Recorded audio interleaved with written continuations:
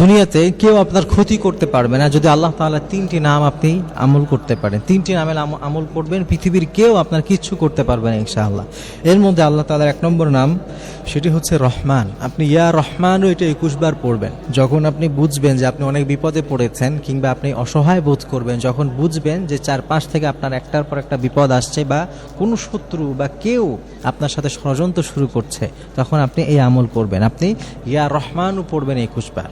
অথবা আপনি নিয়মিত আমল করবেন, আপনার কোনো ক্ষতি হোক বা না হোক, কেউ আপনার শত্রু থাকুক বা না থাকুক, আপনি নিয়মিত আল্লাহর এই তিন নামের আমল করলে ইনশাআল্লাহ তাআলা দুনিয়ার কোনো মানুষ আপনাকে ক্ষতি করতে পারবে না। তাহলে এক নম্বর কি বললাম, এক নম্বর কাজ হচ্ছে ইয়া রহমান 21 বার পড়বেন।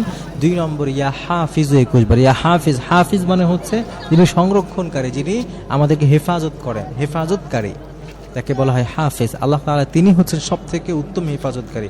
আল্লাহু খায়রুন হাফিজা ওয়া হুয়া আরহামুর রাহিমিন। আল্লাহ তাআলা পবিত্র কালামুল মাজিদে বলে দিয়েছেন যে তিনি হচ্ছেন একজন খায়রুন হাফিজ, তার চাইতে উত্তম হেফাজতকারী দুনিয়াতে আর কেউ নাই। এজন্য আল্লাহ যদি কাউকে প্রোটেক্ট করেন, কাউকে সুরক্ষা দেন, তাকে ক্ষতি করবে এই